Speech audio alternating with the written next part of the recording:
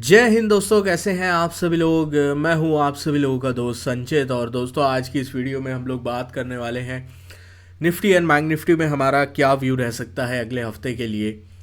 Budget से पहले जो आखिरी हफ्ता है उसमें कुछ बड़े इम्पॉर्टेंट इवेंट्स हमारे सामने हैं, जैसे कि मंथली एक्सपायरी हमारे सामने है। और इस मंथली एक्सपायरी में सारे इंडाइसेस जो है वो एक ही दिन एक्सपायर होने वाले हैं, तो उसका किस तरीके से इम्पैक्ट जो है हमारे बाज़ारों के ऊपर देखने को मिलेगा। जो फ्राइडे के सेशन में यूएस मार्केट में प्रॉफिट बुकिंग आई है, उसकी वजह से गिफ्ट निफ्टी 60-70 पॉइंट का एक गैप डाउन दिखा रहा है, उसका क्या इम्पैक्ट हम लोग देख सकते हैं। सारी चीज़ें इस वीडियो में डिस्कस करने वाले हैं। तो दोस्तों, वीडियो शुरू करने से पहले चैनल को सब्सक्राइब कीजिएगा, बेल आइकन को दबाइएगा, और इस वीडियो का लाइक हम रखते हैं लगभग 1000 लाइक्स, जो कि आप पूरा कर ही देंगे। तो चलिए, अब ज़्यादा टाइम वेस्ट ना करते हुए वीडियो को शुरू करते हैं। देखिए, सबसे पहली चीज़ हम लोग बात कर लेते हैं। इस वक्त जो सबसे बड़ा ट्रिगर हमारे सामने अगले हफ्ते जो है वो आने वाला है 1 फरवरी के दिन, वो है यूनियन बजट। मुझे पता है आप लोग इस टर्म को सुन सुन के काफ़ी ज़्यादा पक गए होंगे पिछले 2 हफ्तों में। बट ऑनेस्टली इस वक्त अगर कोई भी चीज़ इस बाज़ार को अगर बचा सकती है तो वो सिर्फ बजट है। देखो, गिर तो हम रहे हैं, वीकनेस हमारे बाज़ार में है, global markets all time highs के आसपास हैं, गोल्ड ऑल टाइम हाई के आसपास है, बिटकॉइन ऑल टाइम हाई के आसपास है, सब चीज़ें ज़बरदस्त तरीके से चल रही हैं। और अगर आप गोल्ड, बिटकॉइन और यूएस मार्केट को ट्रेड करना चाहते हैं तो एक्सनेस में आप अकाउंट ओपन कर लीजिएगा। मैं डिस्क्रिप्शन में लिंक आपको दे दूंगा, कमेंट सेक्शन में पिन कर दूंगा। वहाँ से अगर आप अकाउंट ओपन करते हैं तो आपको हमारा एक फॉरेक्स का कोर्स भी फ्री एक्सेस है उसका, वो आपको मिल जाएगा। उसके लिए आप हमें ईमेल कर दीजिएगा। खैर, तो ये चीज़ है अभी के लिए कि पूरी दुनिया के जितने भी बाज़ार हैं वो इस वक्त ऑल टाइम हाइज पे हैं और हमारा बाज़ार जो है वो चल नहीं पा रहा है। अब इसका रीज़न अगर हम समझने की कोशिश करें तो एक चीज़ जो समझ आ रही है वो है हमारे जो पॉलिसीज़ हैं उससे इन्वेस्टर्स खुश नहीं है। दूसरा, डॉलर की स्ट्रेंथ और डोनाल्ड ट्रंप के जो टैरिफ का एक खतरा बना हुआ है, उससे जो है यहाँ पे पैसा लगाने के लिए जो इन्वेस्टर्स हैं वो तैयार नहीं है। और जितनी ही बात बोली जाए एफआईज़ के बारे में, ये बोला गया भाई एफआईज़ की हमें ज़रूरत नहीं है, एफआईज़ के बिना ये बाज़ार चल सकता है। इन दी एंड मनी इज़ पावर, ठीक है, और एफआईज़ के पास डॉलर मनी है, और उसके बिना जो है बाज़ार का चलना बहुत ज़्यादा मुश्किल होता है। अब लास्ट वीक क्या हुआ, अगर हम इस वक्त चार्ट्स को देखते हैं तो पिछले 2 हफ्तों से बाज़ार जो है एक रेंज में फंसा हुआ है। रेंज क्या है? ऑन द हायर साइड में 23,300-400 की रेंज है, नीचे की साइड में 22,900 से 23,000 की रेंज है। ये 400 पॉइंट की रेंज में बाज़ार पिछले 2 हफ्तों से ट्रेड कर रहा है। 2 हफ्ते पहले मैंने एक वीडियो बनाई थी जिसमें आप लोगों को मैंने बोला था कि 23,000 के लेवल पे शॉर्ट करना नहीं बनेगा, क्योंकि यहाँ पे 23,000 पे एक सपोर्ट जो है आ रहा है on a daily time frame, weekly time frame, और वो मल्टीपल टाइम्स जो है वो टेस्ट हो चुका है। तो यहाँ पे एक बार हॉल्ट लेगा, और हम लोग देख रहे हैं पिछले 2 हफ्ते से बाज़ार इसके नीचे जाता हुआ नहीं दिख रहा। बट लास्ट वीक जो दिक्कत की चीज़ निकल के आई वो आई स्मॉल एंड मिड कैप में। अगर हम स्मॉल एंड मिड कैप देखते हैं तो उसमें जो है अच्छा खासा प्रेशर जो है वो देखने को मिला है। वापस से जो दिक्कत है वो स्मॉल एंड मिड कैप में आती हुई दिखाई दे रही है। जो रिकवरी इतनी फास्ट आई थी, जो लगभग 16,900 से 18,000 के लेवल पे स्मॉल एंड मिड कैप चले गए थे, वो दोबारा से जो है लगभग 17,000 के लेवल पे आ गए। तो इस वजह से डेफिनेटली एक सिचुएशन जो है वो क्रिएट हुई है, जहाँ पे इस वक्त स्मॉल एंड मिड कैप में जो मेन हिस्सेदारी होती है वो रिटेल क्लाइंट्स की होती है, और वहाँ पे जो है वो इस वक्त सेलिंग की चीज़ें चल रही हैं।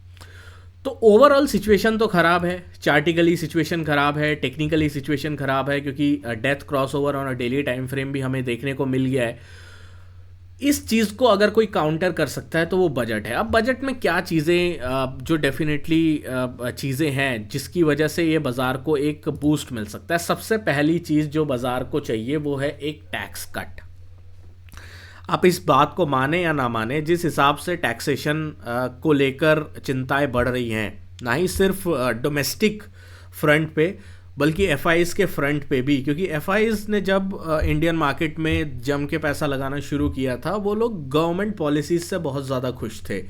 और जब बीजेपी की गवर्नमेंट आई थी, दे थॉट के बीजेपी की गवर्नमेंट एक ऐसी गवर्नमेंट चलाएगी, जहाँ पे टैक्सेशन मिनिमम जो है देखने को मिलेगा।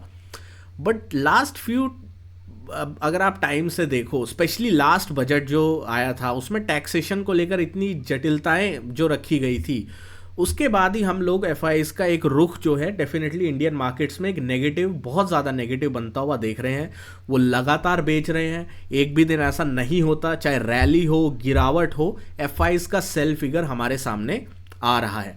तो इस चीज़ को अगर हमें काउंटर करना है तो हमें एक परसेप्शन, एज अ कंट्री मैं बोल रहा हूँ कि हमें एक ऐसा परसेप्शन रखना होगा जिससे एफआईज यहाँ पे इन्वेस्ट करने के लिए उन्हें कुछ इंसेंटिव दिखाई दे। तो ये चीज़ है।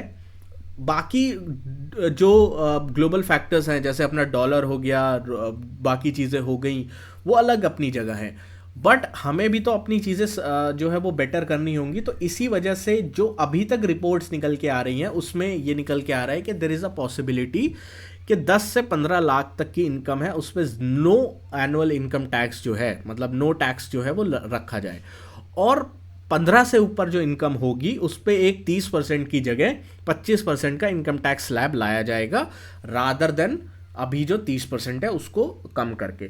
तो ये चीज़ें करी जा रही हैं गवर्नमेंट ऑफिशियल्स की माने तो, कि इस फैसले से गवर्नमेंट पे लगभग 1 से 1.5 लाख करोड़ तक का बोझ बढ़ेगा।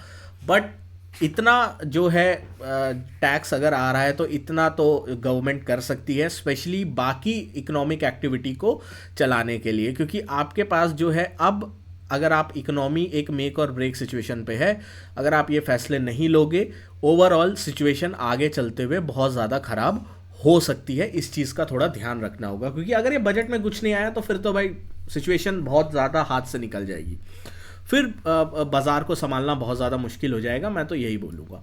तो अभी के लिए अगले हफ्ते हम लोग ट्रेड कैसे कर सकते हैं, देखो मैं 30 मिनट का टाइम फ्रेम आपको बता रहा हूँ, ठीक है। अगर ये बाज़ार 22,975 के नीचे जो है वो ट्रेड करना स्टार्ट करता है तो वो आपका एक शॉर्ट का इनिशिएशन हो सकता है। 22,980 975 के नीचे अगर ये जाता है तभी मैं शॉर्ट करने के बारे में सोचूंगा एग्रेसिवली। अगर ये ऊपर की साइड में 23,420 435 के ऊपर निकलता है तब मैं एग्रेसिव बाइंग के फेवर में हूँ, ठीक है। तो अगर ये रेंज को तोड़ता ही नहीं है, अब आप बोलोगे यार ये तो बहुत दूर की रेंज हो गई, आपने इतनी दूर दूर के लेवल्स दे दिए, अगर ये रेंज को नहीं तोड़ता है तो क्या करना है, हमें क्या करना है, लोअर लेवल पे खरीदना है, हायर लेवल्स पे बेचना है। जितना आप 22,975 23,000 के पास खरीद पाओ उतना बेहतर है, जितना आप 23,400 23,350 के आसपास बेच पाओ उतना बेहतर है, ठीक है।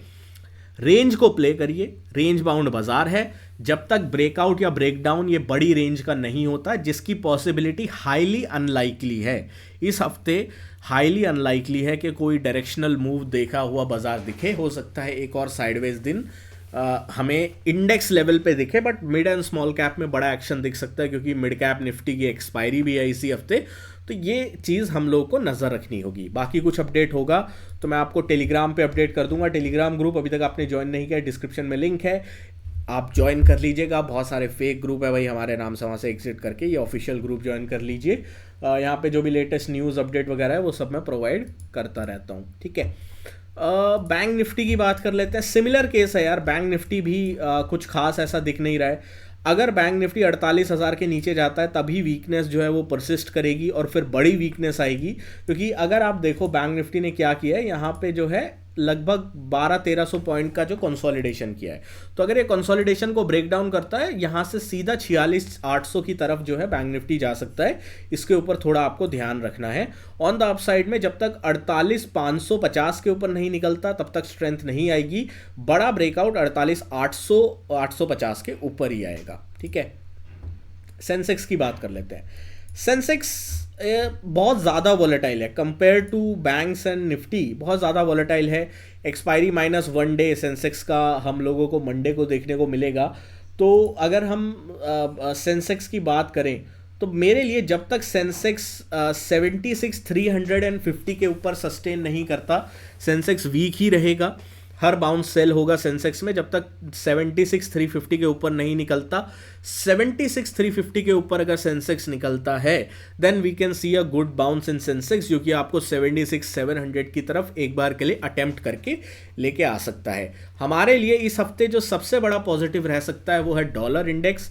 डॉलर इंडेक्स में अच्छी खासी गिरावट आई है।